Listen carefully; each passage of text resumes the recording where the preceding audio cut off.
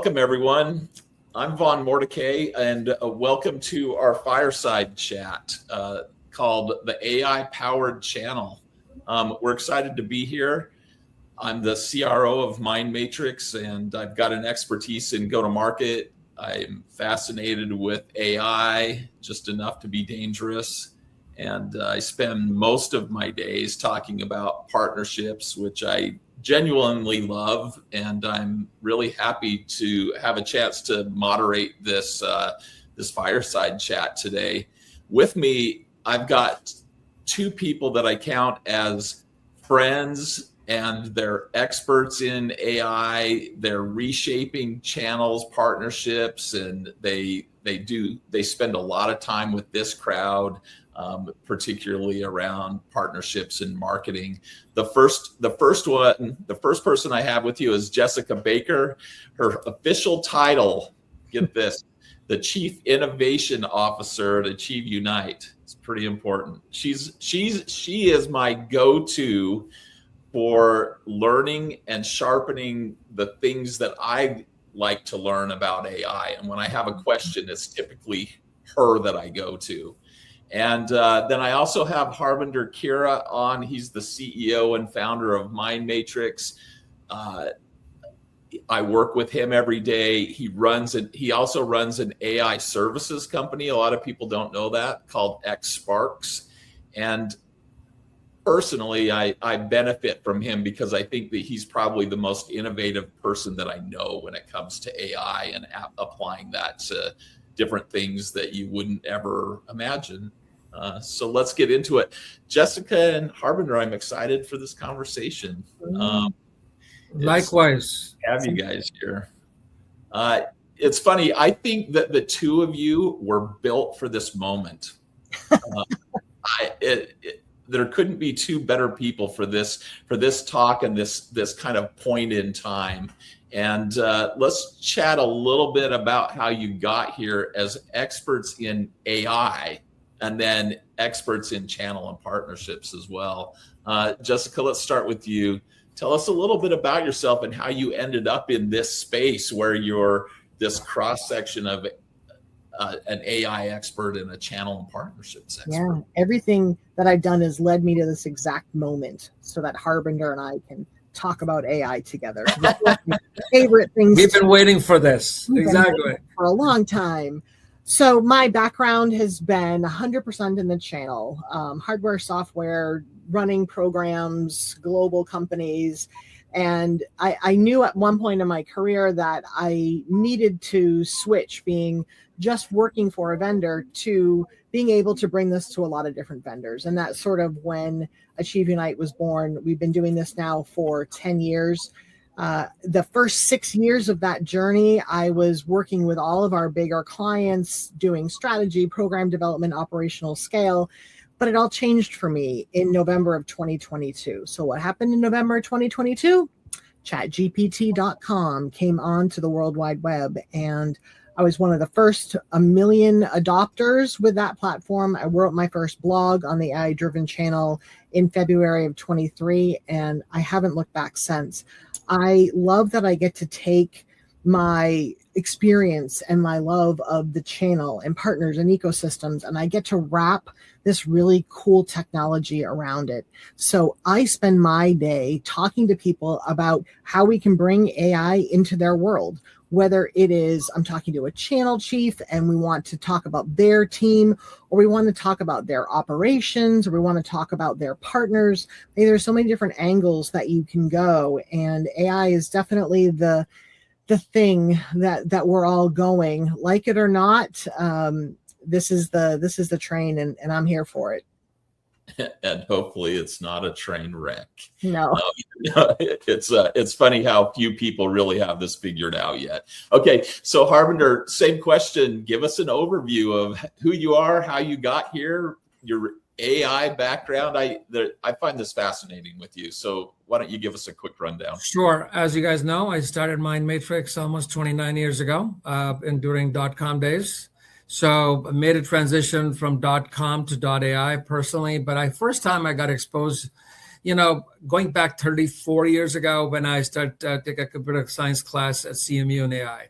So we were supposed to literally build AI model. We call frontier model. Obviously, these models are a lot more advanced, but basically you build something in Lisp, and then you train this model and how you get some data out of it. So that was really my first exposure to the models that we deal with today. But during Mindmatrix days, almost 7-8 years ago, we started looking into ML models for recommendation engines. So that is really, when you think about AI, so obviously deep learning is the world that we live in today. But there's a lot of AI stuff in the machine learning days that has been there for years, as I would say, a very, very long time.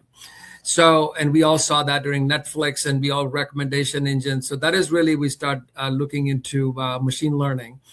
Almost 2 years ago, and as Jessica pointed out, when the chat GPT came in, I said, oh wow, it's here. Finally, the stuff that I've been, waiting, but because of computing, because of the, obviously, access to the internet, the fast speed and the computing, and obviously chat GPT or OpenAI commoditized it. That was the aha moment. Okay, it is not that building this technology, but commoditizing, making it available for common users to access and use AI. At that point, being a SaaS provider, I realized that in order to really see the benefit, I obviously saw that, hey, this is how it's going to impact Mindmatrix, how it's going to impact SaaS companies, because it's going to absolutely transform that how we interact with data. Mm-hmm.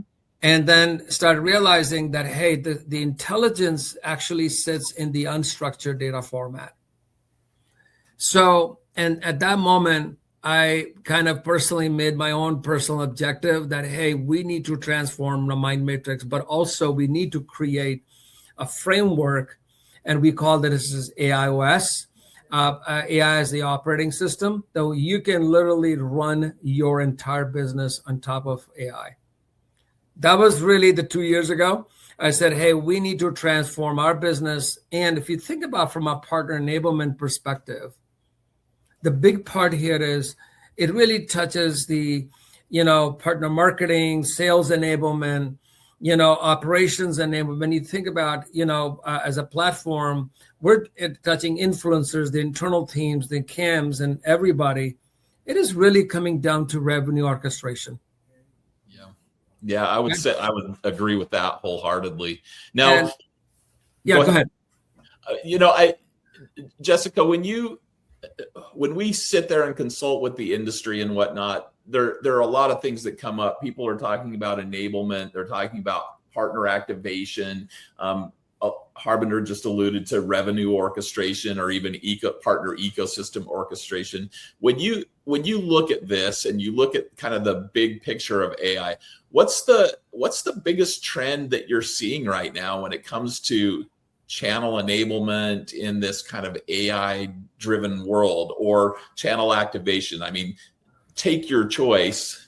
Where you're talking to a lot of vendors, what is the big thing you're seeing? So I guess the thing that I would say is that the era of your passive enablement is over, or it's going to be over very soon, right? That the model of come to my LMS, watch this video, take a quiz, you get a check mark, and you're done. Like that is not gonna fly in the world where we are now, because AI allows us to do personalization at scale. And so this shift that AI brings to us is, instead of being that general or reactive to it, we can now have it be very personalized, very proactive, very individual. So just think about somebody, a partner who's trying to come up to speed with a product that one of their vendors has. You can go to wherever that vendor is offering their enablement, and it can be like a conversation with somebody. Like, I'm having a meeting in 10 minutes with this company about this product. What are the 3 things that I need to know? And you get it right then and there. You don't have to go through 2 hours of video, and you don't have to do just a taxonomy search in the SharePoint, right? It's hyper personal, and it's hyper specific to your exact situation that you're in. And so for this reason, I think we're starting to see serious momentum across the channel ecosystem, bringing this technology to how we enable and activate knowledge within our channel partners. And AI is the way to do that for sure. Yeah, I agree with that. Harbinder talked a little bit, just barely, about unstructured text, but for people that aren't familiar with those kinds of terms, I mean, you've got the data that people always talk about that you can run stats on, and then you've got unstructured text means just about everything else, right? It's video, it's stuff on your websites, it's the conversations that you have, it's all of this other stuff that could use some processing and that you could get insights out of if you just had access to it. Right. When you're working across Mindmatrix and XSparks, there's a real risk for folks that they're kind of looking at AI as just another tech, sprawl point. How are they going to, really use these tools to solve the problems that you're encountering and deal with all of this kind of unstructured world in a way that adds value to their business? How do you transition it from just another tool to something that partnership people can use? So as Jessica pointed out, one of the big things that has happened is personalized experience, hyper-personalized experience. So how do you create that hyper-personalized experience? That is really what we're trying to do. Mm-hmm. Is obviously, when you think about how, obviously you can, as a partner, natural language, ask any question, access any data, summarize it, drive key talking points instead of finding it. The work is done for them. The other important thing that we're focusing on is recommendations. When I come in as a partner, and the other part is, do I need to come to the partner portal? And the other things that we're trying to make that happen, that you can access this from other places. That's based on who you are, the activities that you have performed or you did not perform, your performance as an individual, as a user, and also as a partner, but also as a collective knowledge within your ecosystem. Okay, what other people are doing and not doing, and taking that intelligence and applying to what you're trying to do and giving you recommendations. That is one. Okay. Yeah. So that is really the recommendation we provide in campaigns, training, personalize, and say, hey, by the way, if you do XYZ training, you can go move to the next tier. By the way, you can meet your revenue goals, or you can do this because this has an impact on the opportunity that you're currently working on. Okay, you're working on a manufacturing opportunity. The close ratio is at 10%. By the way, we have a playbook that can take from 10 to 20%. Wow. Okay, so it is looking at your data and providing you recommendation and say, hey, partner of a similar profile are doing something similar and they're seeing 30% improvement. I think you should do that. Okay. Yeah. That is the part of, again, going back to what Jessica mentioned, is creating that hyper-personalized experience and leveraging the knowledge that you have within your ecosystem to do that. Wow. Yeah, that's really fascinating, because what you're talking about here is sort of partner activation, right? There's a real problem with portals and all of these different partner technology platforms that people are tired, right? They're tired of logging into 15 different portals to resell, these 15 different businesses. AI has a massive implication for kind of activation and this activation gap that you see in partner marketing and platforms overall. But how do we get, Jessica, how do you use AI to kind of solve for that activation problem? People are talking about last year was the year of ecosystem. The word I hear almost every time I show up for anything is activation now. How do you use AI to solve for that activation problem? It's activation, it's adoption. Both of those words I could, do interchangeably. Partners are not inactive because they lack the content, right? They're inactive because execution still requires too much work. If I know that I have to download a template, customize it, put it in the brand it, localize it, get it approved, scheduled it, like it's just too much for somebody that's already got too many things going on, right? And so AI like collapses that entire workflow into a single interaction. So when you have agentic AI, right? AI that acts and has some sort of a workflow or automation attached to it, that's the unlock. That's the breakthrough, because a partner can say, hey, I want to run this campaign and I'm targeting this mid-market and this is my value prop or whatever. Like AI can take all of that with the knowledge of what you've already done. So it knows who you are. It knows how things have worked with other partners. So it can surface the right one at the right time and just do it. So partners will, if that's as easy as I just described it, right? And partners can see that activating is very fast and there's visible like ROI from their effort. That's when I think that they're going to lean in and adopt more and activate more, because if we can give them something that unlocks a campaign and it happens in minutes instead of days or weeks, then we're there. We're very much on a learning curve with this one, right? You have to make the case for change in your partner ecosystem. You have to really think about what that partner experience looks like. And AI needs to add value, not subtract value. So there's a combination of all these things in here, but this is a solvable thing. And I think AI is the answer to a lot of these questions on adoption and activation. That's really smart. The interesting piece for me is that I can always see how AI can solve simple problems like deal registration, right? Like you should be able to create an out of portal deal registration process through AI, right? Harbinder, what about the more complex stuff? When you get to it, when you get to things like you've got one of the best partner marketing platforms, I'd say the best partner marketing automation platform in the industry. How do you take this activation piece that Jessica just talked about and apply it over to the partner marketing workflow so it doesn't just kind of start and stop on the easy stuff? So if you think about partner marketing, obviously the two sides to the coin here. So number one is what the partners can do. Obviously with AI, if you think about generative content, you can hyper-personalize their material.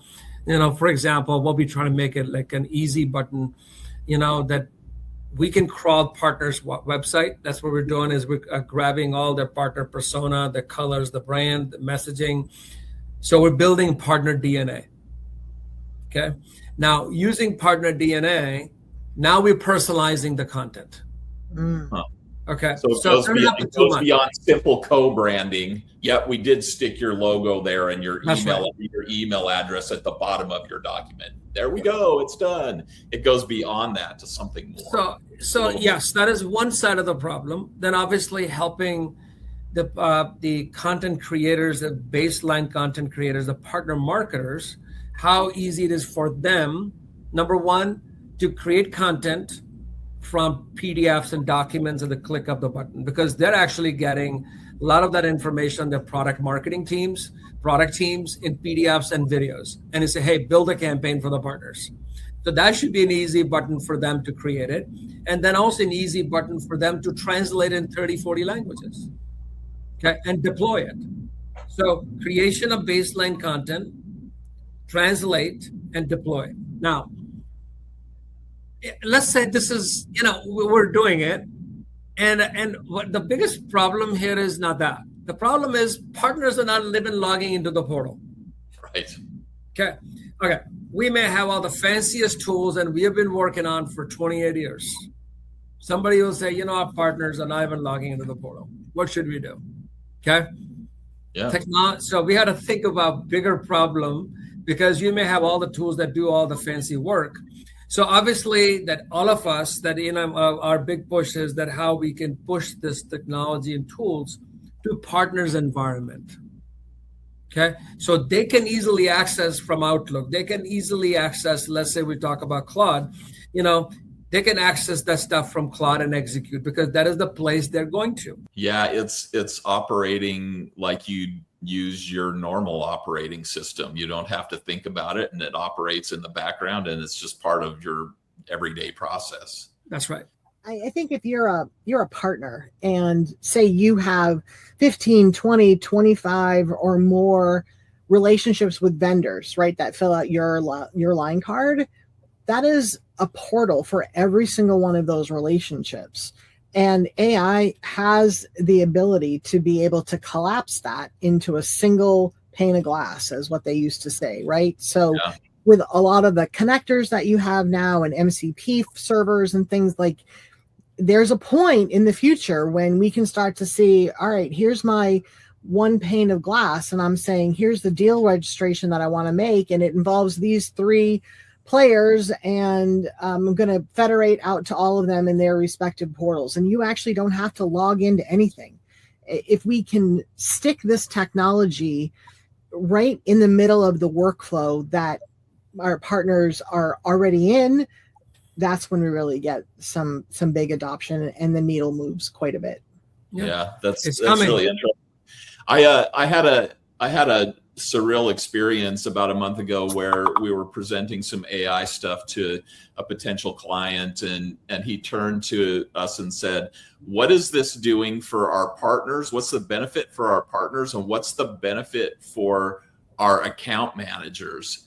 And I think a lot of times we talk about the benefit to partners, but Jessica, you do a lot of training with account managers, the CAMs and the PAMs, and trying to help them. How does this make it better? How does this transform the day-to-day work of the CAM? How can this help them? Yeah, so I think if you're a partner manager, this concept of personalized enablement still fits for you, right? Because there's still stuff that you need to learn and things like that. But if you're a partner manager, I think that you have more demands on your time than if you were just a direct salesperson, because you're in this position between your company and the partner, and you're the one conduit that happens. And I call it coordination tax, right? There's a lot that has to happen, and a PAM or a CAM, they're right now controlling all of that. They're doing the communication and the reporting and the socialization back and forth in their company and their partners. And if you have more than one partner, it just multiplies like crazy. That cognitive load is enormous, right? And when you actually realize or analyze the work that a CAM or a PAM is doing, there's a lot of stuff that doesn't require a human to do it, right? So yeah. I can have decks be created. I can have reports go out. I can have emails written. There's a lot of that I could outsource to my favorite agent, right? And let them do that. And what does that do? It allows you to spend more time doing the things that are innately human, building relationship, having communication, sitting at the table with a partner, being a thought leader, like all of the things that you should want to do in that position. But that administrative coordinating tax is just, it's overwhelming. And so if we can get some of that off the table, give our partner account managers a moment to breathe, and then show them that this has allowed them to do their job probably in a more enjoyable way than instead of just doing the reporting aspect of it. So for a partner rep, the things that we teach are the skills of using AI. So we teach prompting and context engineering and intent and specification and all that kind of stuff. But there's a lot of soft skills that go along with this as well. And I don't know that I really like that term soft skills, but they're the human qualities, the creativity, the trust building, that kind of stuff that you really need to get smart on fast. The nuts and bolts, the hard skills, how you actually instrument things, a lot of that is going to go to an AI human or an AI coworker to be able to do that with you. And when I teach on my classes, there's a point at which I say, you have to think about AI coming and having a seat next to you and working in parallel for you, right? It's not just something where you ask a question, you get a response. That technology can actually give you an enormous lift in whatever you're trying to get done so much faster. It's a complete unlock if you can get yourself to the table and embrace it.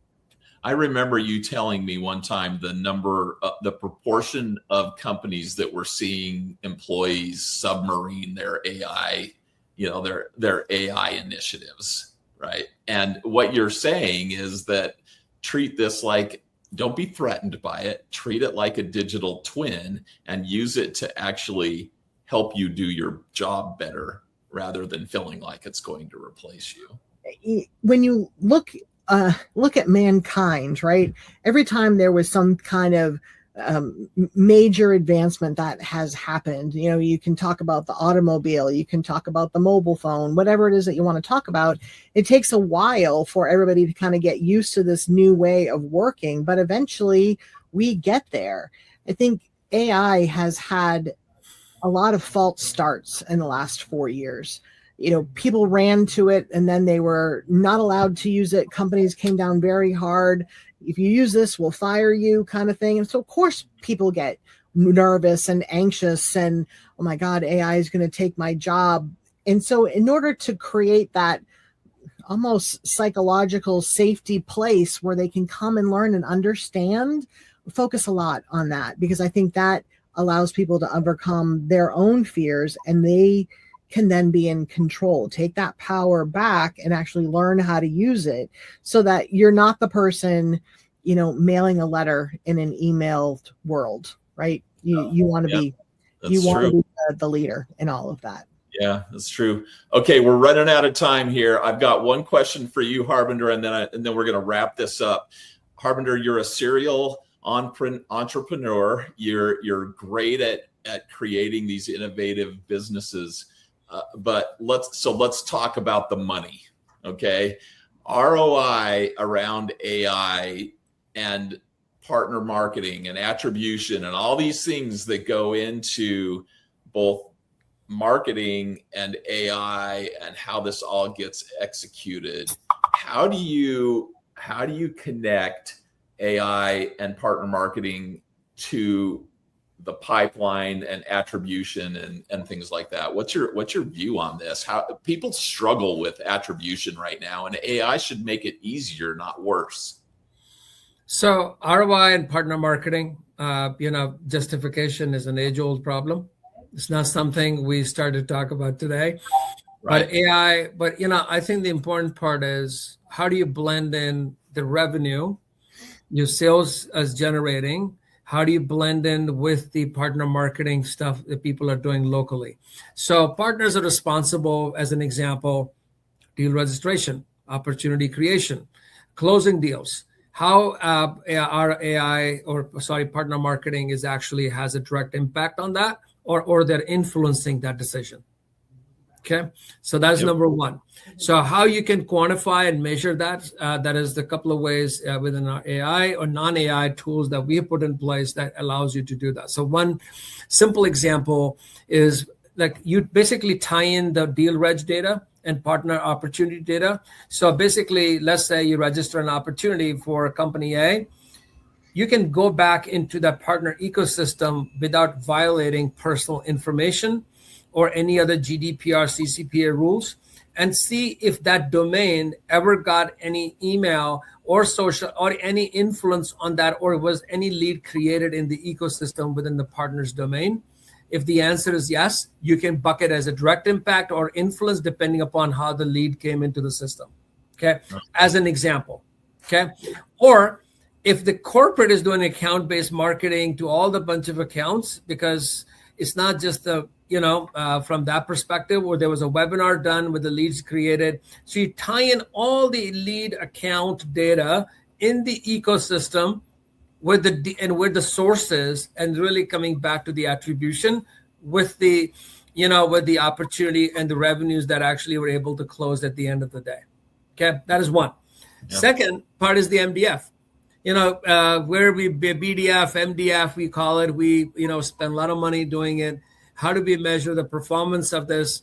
Again, going back the same method. So when partners are doing something locally, they ask them to upload the list or the things, the activities they're performing, tie in back with the revenue that is coming out with the same algorithm. Now, AI allows you to make it easier to do the attribution mapping and account mapping, So the stuff that we used to do in a different way, now AI makes it easier to do that. Again, in order to do this, you got to have good data. Okay, so that's really what it really boils down to, how you're capturing this data as source and how you're connecting the dots. This is really, now once you've done it, now you can actually see the impact of partner marketing at scale. Simple as that. Yeah, that's cool, because I think a lot of people are struggling with this. Okay, we've sort of run ourselves out of time, but I want to do one thing for each of you. I want people to walk away with a really strong takeaway from this. So for each of you, if a channel leader is listening to this and they're just not feeling like they've kind of done enough, and they might be doing generative, they're editing things like a lot of people do, but they need to take that next step. What is that next step in each of your minds? Jessica, let's start with you. What's that first step beyond generative that they should take? Okay, so 3 things come to mind. 1, you need to take control of your own future. This has got to be this is something that you actively go after. I see knowledge as the biggest blocker for individuals to use and embrace any AI and have success with it. And the vast majority of us are just starting on this journey. I read a lot of research, tells me like maybe 3% of the population out there is genuinely proficient in these tools. So we have a long way to go, right? Even though we've been around for a while, we're still at the very early stages of it. And if you thought that you could just kind of wait this trend out, think again, right? Gen AI isn't going anywhere. We're sort of up from here. So be the leader that is needed now. Seek out training, and not like the generic 30 minutes that you get from your IT team. Like, get experience. Like, you needed seat time to get comfortable with these tools. Kind of like when you learn how to drive, right? Book smarts are one thing, but the experience makes you the better driver. So it's the same with AI.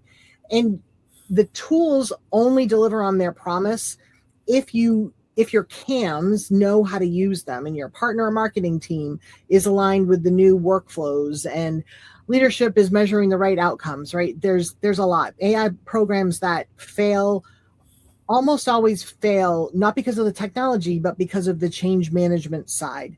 That's the technology side. That's just principles of how you work. That's number 1. 2, resist the temptation to start with the technology evaluation. I think a lot of people are quick to, what's the latest tool? How do you use this tool? What tools do you do? I get those questions a lot. But I say resist the temptation to start with the technology tool first. You got to start with the human conversation. I don't believe that AI can do your job. The human-centric part of working with partners will always need a human for that to happen. AI can do parts of your job so you can have more time to be strategic or whatever with your partners, yes. But if you jump right into a technology, I think that you will fail. And the third thing that I want to say is you need to find the moments that matter. So I think when people approach AI, they try to bite off more than they can chew, or boil the ocean, or whatever you want. I think you start off small at first. You find a group of people internally that are really bullish on this, and they want to change and they want to learn. And you figure out that one pilot that you can do, and you learn about it, you create it, you try. Most likely you fail, but then you try it again with some changes, and you hit it, and you celebrate that. And then you repeat. So don't think that you have to solve everything next week. It's a journey, and find a partner that can work with you and bring you along in that journey. I like that. That's you for me. So I appreciate that. Harbinder, bring us home. So I look at from a tech point of view. As I said, I talk to a lot of channel chiefs, a lot of people in partner tech and other areas.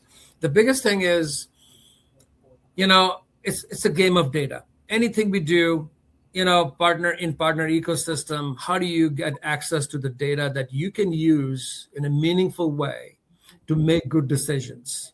Okay. That's the bottom line. And a lot of times the people who are sitting in a partner space, they don't have access to, or because they got to go through IT, they got to go through digital transformation team. The important thing here is we need to have buy-in, because AI can solve a lot of problems. Okay.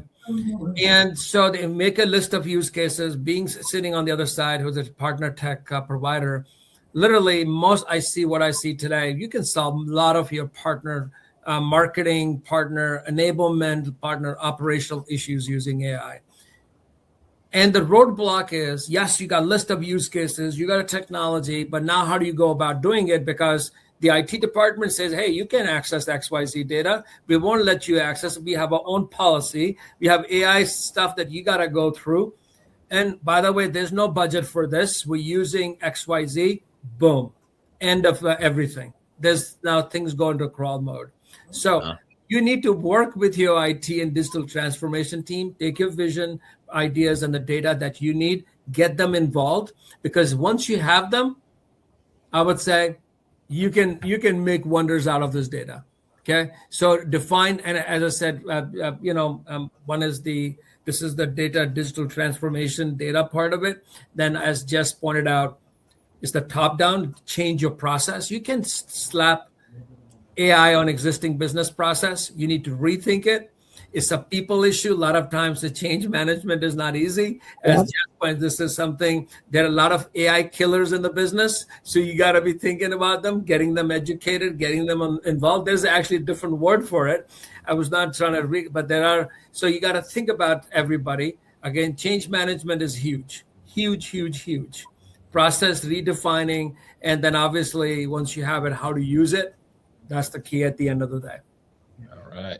And with that, this was great. Thank you both. What an awesome conversation. I thought there were some great takeaways. Appreciate you both. I know that you guys connect with a lot of people on LinkedIn, so reach out, connect with them, follow them. They both talk about these subjects a lot. And with that, we're out, and we hope you really enjoy the event. Take care, everyone. Thank you. Thank you.